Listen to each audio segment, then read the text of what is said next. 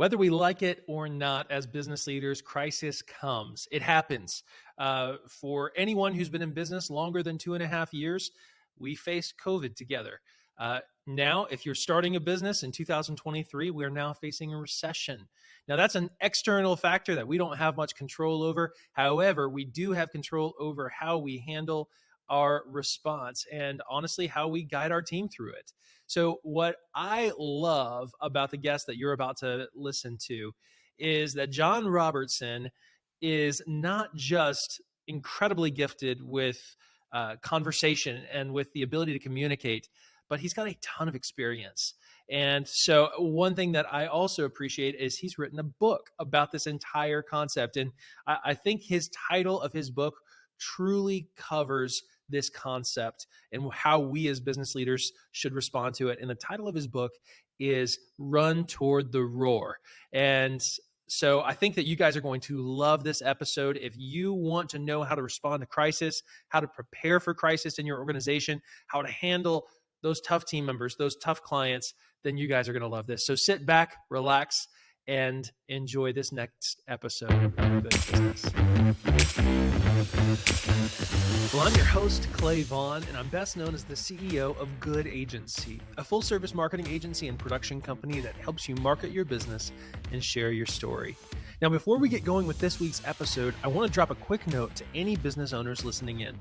Our show is sponsored by Rocket Fuel CRM, and you should head right over to www.rocketfuel.software so you can learn about the CRM I'm recommending to every small and medium-sized business. As of 2020, there were well over 10,000 web tools and apps designed for businesses like yours, and the problem is you can't afford to spend the time and money learning each one.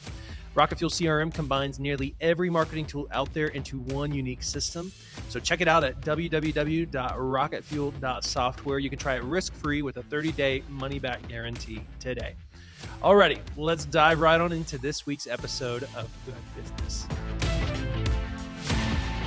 Well, welcome back to another episode of Good Business. It's so great to have you guys here. And I have a special guest with me, John Robertson. And John, he has so much knowledge and experience and wisdom that he's going to share with us today. And I'm personally looking forward to it. As I've told you guys so many times, I do this podcast, I do this show so selfishly because it's all about getting these amazing people on to hear their amazing stories. And so, John, thank you so much for taking some time out of your day to share with the Good Business audience. Well, I appreciate your willingness to have people like me hang out on your show. So let's make it symbiotic and we both grow. That sounds great to me. All right. Well, let's dive on in. John, I'd love it if you could just introduce yourself, tell people what you're about, tell people the mission that you're on. Well, basically, short version is I'm husband of one wife, father of 3 kids, 1 son-in-law, and we started into the grandparent phase. Highly, highly recommend that. Skip right over the parenting, go straight into grandparenting. Highly recommend. A lot less stress, a lot more joy, sometimes at other people's expense, but definitely highly recommend it. And our family journey is more like Griswold's than Hallmark. So how I ended up getting into this field was a very simple formula. Rather than always getting bent out of shape by things hitting the fan or not going according to the plan, okay, what does it mean to thrive when it doesn't go according to the plan? And part of my journey has been stop making everything clinical or program. So in other words, if you got an emotional, psychological, spiritual, moral, whatever, Charlie horse, instead of sending you off for counseling therapy or whatever, change the discussion to say, well, you know what? I'm kind of glad that event bothered you. I mean, imagine if, whatever, in business, if you get somebody who is just picture the scene, and this is based on a real scenario, but picture the scene. You work with Tom or Karen, and let me give a character description of them. They are the kinds of people that when they walk into the room, everybody goes quiet and they Mm. just are dying for them to share something, whether it be insight, wisdom. When Tom or Karen start speaking, they just exude that, what we used to call charisma, that gift of the spirit that Mm. says, I don't know what it is you got, but tell me more. Mm. And Tom or Karen gets diagnosed with cancer and has 1 month, or gets killed on the way to work in a motor vehicle collision. Mm. Rather than making it a huge, big issue, therapy, counselors, clinicians, so on and so forth, change the discussion. I'm glad that this bothers you because it shows me how much they matter to you. Mm. If it doesn't bother you, now we have a problem. Mm. And so the whole premise of the work that I do is run toward the roar. So rather than the fight, flight, freeze, appease reflex of a normal person, a normal reaction to an abnormal event, reframe it. Mm. Okay, how do I run toward that? How do I define a refinable new norm? That's a longer answer than I planned on giving you, but I wanted to set the context because good business today, a lot of people, and I know where that title comes from, but it's called plagiarism, and I don't have a problem sucking up to the teacher, so I'm just doing it right now. But good business means helping people be, or creating that environment where people want to work. Mm. Yeah. And gone is the day, or are the days when I'm going to stay and work for pensions and benefits, and that ship has sailed. It Yeah. is not coming back. Yep. Mm. Well, that's a worthwhile mission to be on, John. To be helping businesses around the world. I imagine at this point in time, now that you've got this book out, businesses around the world from every shape and size, learning what it means to run toward the roar. And for any of you guys listening in, you know that I'm all over this topic because um, life happens. Bad things happen Mm. in life. There's no escaping it. This morning, one of my friends, who's actually going to be on another episode in this season, he encouraged everyone in his LinkedIn network to just think about 3 things you're grateful for, just as Mhm. a way to start the week. And it was such a healthy process to walk through this morning. And one of the things that I was grateful for is how God in his faithfulness has brought our business through so many trials, so many different Yep. things, from COVID to team members, business partner changes. I mean, so many different things have happened. And I'm nothing unique. I'm a part of an agency cohort right now. And every single time we get together, there's something that one of us is working through. So, I mean, having some sort of trial is not it's not a rare occurrence. It's a daily part of running a business and leading an organization. So I just love this topic so much. One of the things that I've seen as a part of your book that is kind of a key takeaway is that values are so important. Why would you say that's the Mm. case? What makes values so important according to you? Well, it's not even according to me, and this isn't arrogant, it's just a recognition of calling a spade a shovel. Mm. You ever noticed how when people are in hot water, you called them struggles, trials, whatever, but when we are in hot water, what's inside always leaks out. Mm. I call it the hot water teabag principle. Mm. But at the end of the day, what's inside which leaks out are our values. Mm.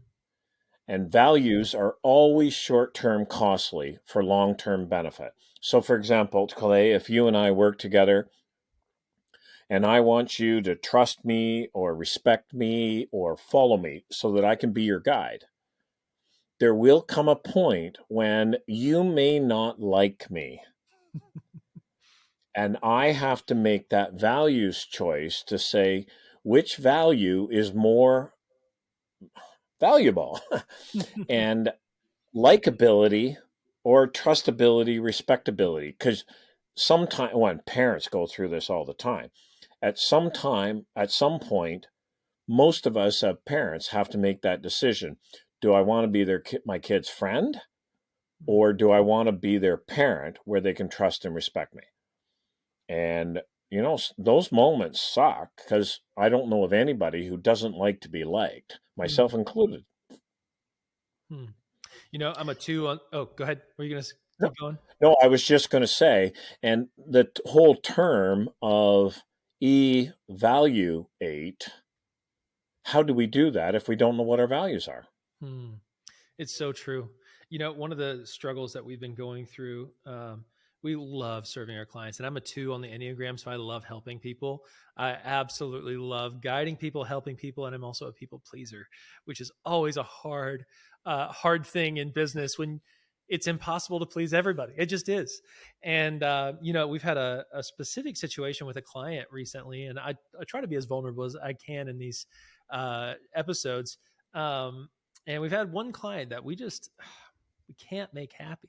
Like there's just a variety of things. And then they say things that don't make us feel like we're helping them make them happy. And then when that gets filtered down to our team, it starts to cause some tension.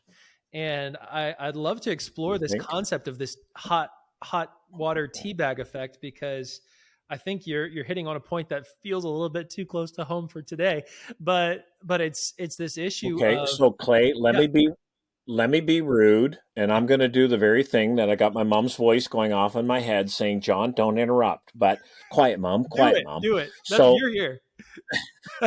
So one of the things that you guys can do as an organization, and it will also help you, or those of us who like to please people, answer the question, how would you like people to describe you non-physically? Those are your values. That's all that answer is. Because most humans, well, I'm a bachelor, master's degree, I'm a president, CEO, I'm a CFO, I'm a marketing person, I'm a this, and they go on and on and on with all the things they do.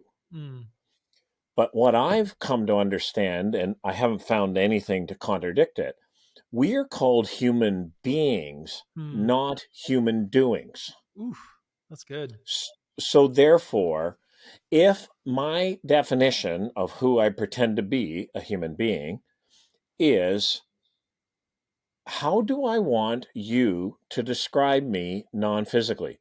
By the way, you can take that exact same question and apply it at your leadership, whatever, your staff, team, peer meeting, and ask, how do we want people to describe us non-physically? And I don't know if you remember, Clay, but as kids, we all used to play the hands on the baseball bat to pick the teams. You remember that? Oh, yeah, absolutely. Okay, values are that model. That's the visual I need listeners to keep in the back of your mind. Because your hand on the very top of your bat is the value that you will walk away from this job if you have to breach this value, whatever it is. So if I'm motivated by, sorry, that's a bad analogy. If a person is motivated by money and I am not, now my bank requires regular contributions, that's called mortgage, but they require regular contributions. I do things for free because it's of value, not because my value is profit. Do you follow me? Absolutely.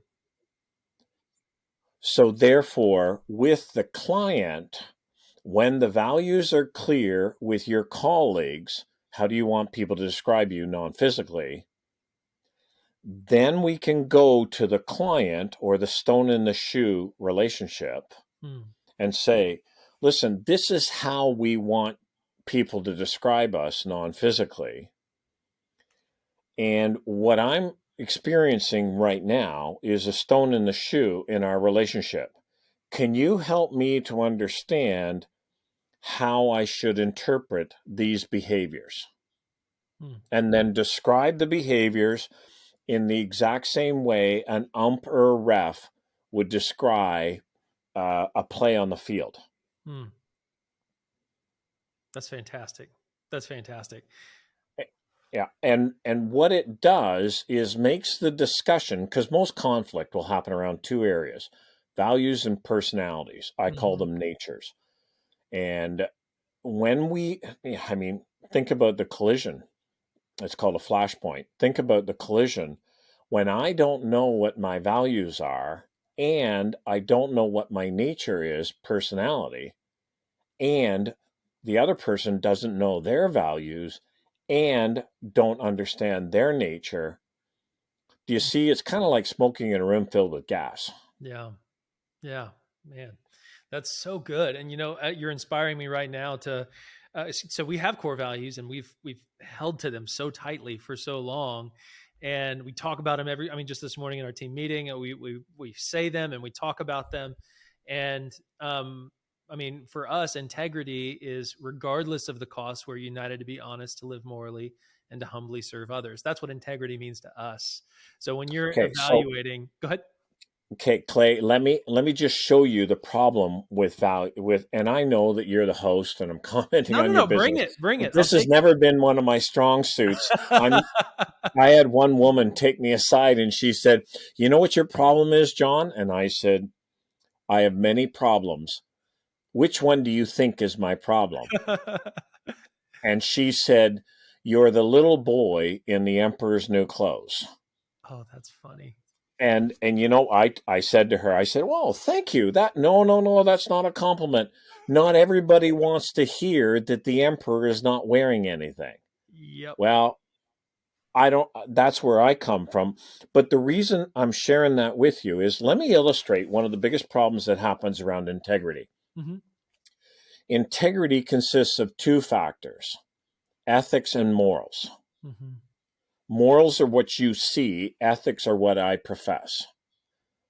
So if I say, if you and I work together and I say, I don't have a problem lying to customers if it's a benefit to me or the bottom line, and you observe me meeting with the customer and I do lie, and I know that sounds really harsh. We would say a white lie or bend the truth. We don't call it lying, but at the end of the day, if you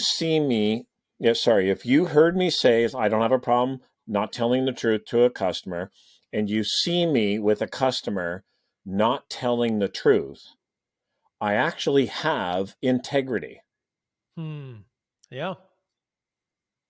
And that's the biggest issue. Because when people or organizations don't know what their values are or don't know what the other person's values are, we can have integrity. We just don't share the same definition. And I use the example to illustrate this. I use the example of football. You and I could be talking about football, and I'm talking European and you're talking Australian. We're not even getting into American or Canadian football. We're all talking football, but when we go to play together, we are not going to play together very well. Absolutely. Yeah. And so what happens to run toward the roar is we have to start by defining what we are going to be passionately faithful to. The term you and I were talking about beforehand of passio fidelis. And what happens is, if I am playing a game I love and I get injured, I will find a way to get back in the game. If I am playing a game I don't enjoy, any injury takes me out. So apply it back to a customer relationship. And, for every one that you name, I can add the names of the people involved to your scenario. Yeah. Because anybody who's been in business longer than 2 years will have had those stone in the shoe customers Yeah. that, the joke I use, and for those listeners who are not Christians, I beg forgiveness, but even when Jesus walked on water, there was probably somebody on shore saying, "What's the matter? You can't swim?" And what happens is there's always going to be a critic. Mm-hmm. Yeah. And at the end of the day, our values work like rebar in our lives. And Mm. rebar is that steel rod that goes through concrete Yep. that adds its strength.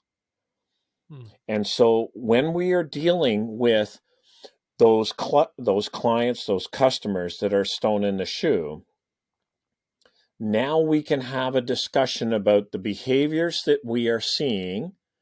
Can you help me to understand, John, what I'm seeing? Can you help me to interpret what I'm hearing? Mm. Because here are the values that we have committed to operate by, and I don't want to judge your values based on what I'm seeing. Mm. Mm. Man, that's so. And by the way, do you want to know what that's called in really fancy wordy? Called productive conflict resolution. So I just need to have regular productive conflict resolution with every single one of my clients, every single one of my team members, just on every single contractor on a regular basis. Just schedule it out in advance, right? Well, and the key, Clay, is scheduling out is really simple. Can you help me to understand what I'm seeing? Mm. And then describe what is being seen. Not judgmentally, not with arrogance, none of that garbage, because that doesn't help. Yeah. But just, you know what? And I call it the English second language problem, because when people don't understand what we're saying, most people treat them like they're deaf. They say Mm. it louder. And I'm not deaf. I don't speak the English is the problem. And what's happening is in the workplace, when it comes to conflict, people say it louder. Mm. Stop doing that. Turn it around and just grab a coffee, a water, whatever floats your boat, and say, okay, I need your help. Please, I need your help to understand. This is what I've seen. How do I interpret that? Mm. Because I don't want to judge you. I don't want to determine what your values are based on my interpretation of what I'm seeing. Mm. Mm. So, John, you can send your invoice to my assistant for this, Yeah, this yeah, private coaching yeah. session. No, I love it. I love it. So, when we think about this, man, I'm reveling in all of this knowledge. So, thank you, and I know our audiences as well, because the issues I face, as you mentioned, same thing, just different name, different topic, but same issues. So you have an approach to overcoming that, and first off, it's the recognition approach of your analogy with the hot water and tea bag, and I'd love it if you could expand on that a little bit, and then understanding not just your approach, but hey, this is how you resolve this. And you've already touched on a little bit of that, but I'd love to wrap that up in a pretty bow if we could. Absolutely. So the acronym is SHIFT. And if people want to copy it, email, just shoot me an email, and that'll be in the show notes, right, Clay? My Mm-hmm. email Yep, address? absolutely. Okay. And it's SHIFT, and we have to say that with very clear diction, because the autocorrect can delete the F out of SHIFT. But one and so there's 5 factors to do this. First is the focus. What's your end zone in North American football? What's your end zone? Where are you trying? What does success mean? Because most of us have learned that the one with the most toys does not win. Mm. And the proof of that is hearses don't have luggage racks, and where there's a will, there's relatives.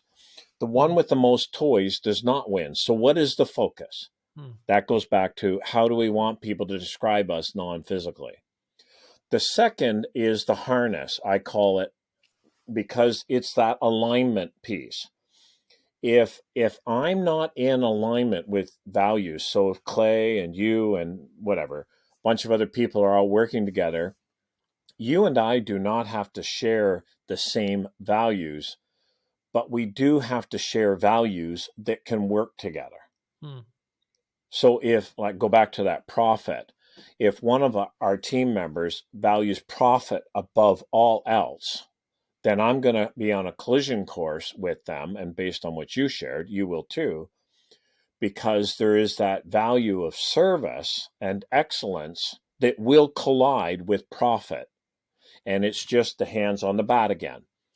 And if the harness is not addressed, those values are not defined, described, so named, defined, but described in behaviors. It's like a leader is trying to keep both hands on the rein, because if they let go, the thing goes into the in a vehicle, goes into the oncoming lane, or it goes into the ditch. The I is for the intervention. When, the plans always work until we add the human factor.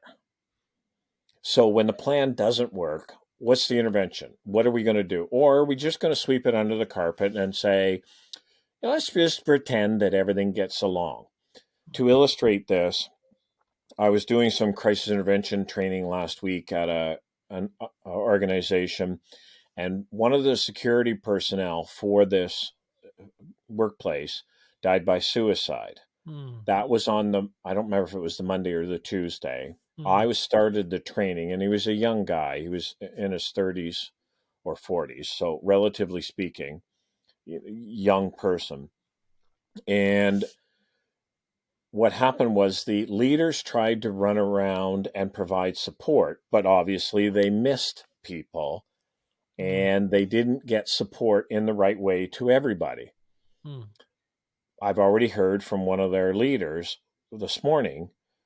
She said, well, it didn't go as well as they'd hoped. There's been some complaints. Well, okay, I can tell you why. Because they didn't stop to take a breath to say, who are we going to support? They did the ready, fire, aim, meaning well. But when we don't plan, we will miss some of the things that, oh, shoot, I forgot about that kind of moments. Yeah. And team is going to be key. And this is where recruitment is so much fun, because you and I know there's all kinds of cliches: hire for values and personality and all aptitude and all the other things, not for skills. But how do you interview for those things? Well, it's simple. Ask them, how do you want people to describe you in a non-physical way? Ask them, do I have your permission to ask people how they would describe you in a non-physical way? And that normally screams out well, you don't need to ask them. You can take my word. Well, no, we're not doing that. But the third thing is give them a scenario. Say, you know what? We've got this stone in the shoe client. This is what we're colliding on. How would you address that? And what will start to come out of all their responses will be their values. And the wrong person involved in a situation can actually be worse than any event. And let me illustrate this to your listeners, but to you, Clay. Have you ever been through one of those significant events in your life? And I'm not asking you what it is, but something significant for you. And that person came into your life to offer support. And if they were the only human being in the world, you would not look to them for support. Oh, yeah. Oh, yeah. Okay? No names. Who you're Let's just, no names. And what happens is we forget that principle, because the wrong person can actually be worse than the crisis itself. Yeah. So harness, intervention, focus, and team, and the S is shepherding or shepherds. It's a model of leadership where people walk the talk, where people can trust and follow them, even if they don't like them, but they can trust and follow them because they are in front, kind of leading the way, guiding the way, not ranchers who come behind people and drive them in the direction the leader thinks they should go. And in order for shift or transformation to happen in an organization, those 5 factors are a must. I love that. I love that. And I can see those playing out. And honestly, as you're speaking, I can kind of start to diagnose the areas that are weak in those 5 different categories. So thank you for walking through that. I know our audience thanks you as well. So question for you. All of this is super valuable. I'd love to learn a little bit more about you.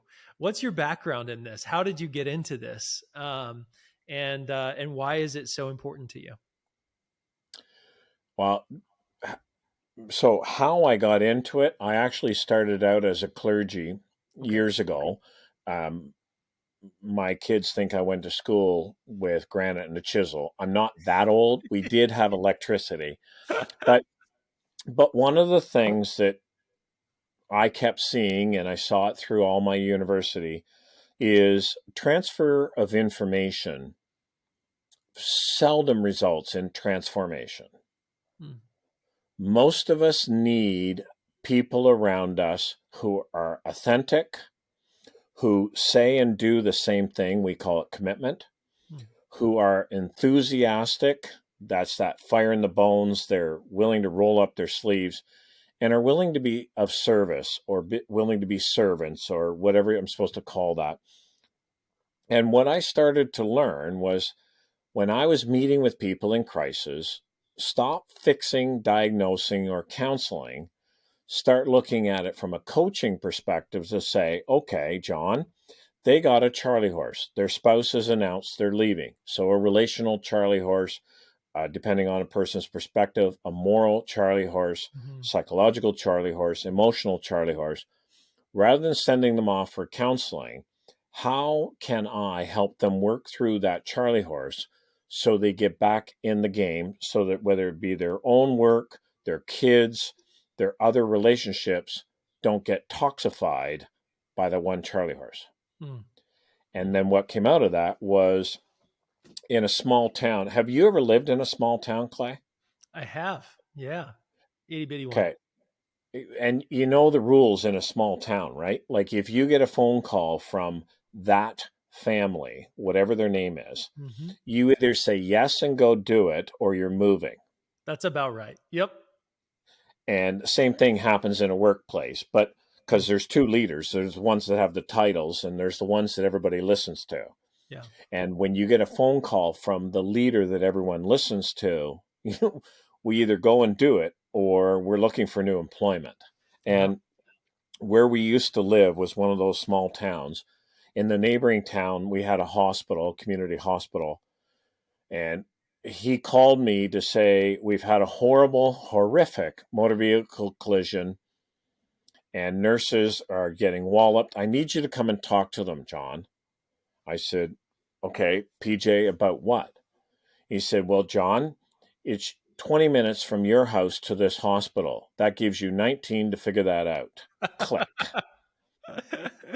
Oh my gosh. And it worked perfectly because he saw in me something that I wasn't self-aware of. But the second part of it is he knew that I wouldn't be going in to diagnose, triage, fix, because I couldn't fix the event. I couldn't fix the person. Yeah. So therefore, how do we have a conversation about whatever? And I'm picking on a really horrific event, but that Tom or Karen that gets killed on the way to work, that beloved, I was talking with one man, his daughter moved to out west, and I think she was on Vancouver Island in BC, British Columbia, but all the people that she loved to work with left during COVID. Oh, wow. So now they're trying to move people back into the office and she's not feeling the love about going back to work. Yeah. Wow. And a crisis is never the event. And so how I got into it, so I got coaching, certification, and training. I got a whole bunch of other pieces like that, and said, okay, so what happened? What do you want to do about it? What does defining a refinable new norm look like? And then what are we going to do about the 6 factors for resilience? I call them the ABCs, but attitudes are the physical and emotional. Beliefs are the spiritual and psychological. And connections are the relationships and morals. Because you got to define a refinable new norm and get the people around, the beliefs inside, and the attitudes to actually make that refinable become the new norm. It's powerful. It's powerful. John, thank you so much. Thank you so much for carving some time out of your day to share all of this. And honestly, I can't wait to read your book. This is fantastic. Having read just kind of a synopsis of it, I was itching to learn more, and now I'm sold. So, John, how can people connect with you? What do you encourage them to do? So there's a variety of different options. The easiest, simplest way is email me, john@fortlog.co. And Fort is a safe place in frontier. You got to know where you're going. A log is a journal to sail the seas to help others follow, because there's no point going there alone. And .co is the domain, because I work with people, colleague, coach, collaborator. It's not a .com or .org. It's a .co. So john@fortlog.co, or a landing page from this podcast will be fortlog.co/good business. Sorry, I needed to swallow in the middle of that. But fortlog.co/good business. And I'd love to have a conversation. And Clay, I'm making an offer with witnesses that you might edit out. But if you think I can provide a sounding board for you with some of the stuff, that the stone in the shoe, you do the same. Shoot me an email and let's have that conversation apart from a podcast, which I've enjoyed, not because I'm doing the talking. This part bothers me, but what I'm learning, because I'm not a good talker when it comes to listening to people. I'm not, those vacuum cleaner salespeople at your door that just don't get the go away memo. Oh, yeah. Know them very well. and I'm not coming in to sell something. I'm coming in to say, okay, triage, because I may not be the best person, but rather than just selling another program or buying another program or reinventing the wheel. So john@fortlog.co, fortlog.co/good business. And if you want to read a copy of the book, go to Amazon, and it's literally Run Toward the Roar, Transform Crisis and Change into the Opportunity to Thrive. Love it. Love it. Well, guys, that's it for Good Business this week. We'll see you guys next week. Take care and God bless. If you like this podcast, please subscribe now and share with friends, family, and other business leaders. You can learn more about each guest and the resources we discussed at podcast.clayvaughan.com. And if you're a business leader looking to market your business and share your story, check out my company, Good Agency, at www.goodagency.com. We'll see you next time on Good Business.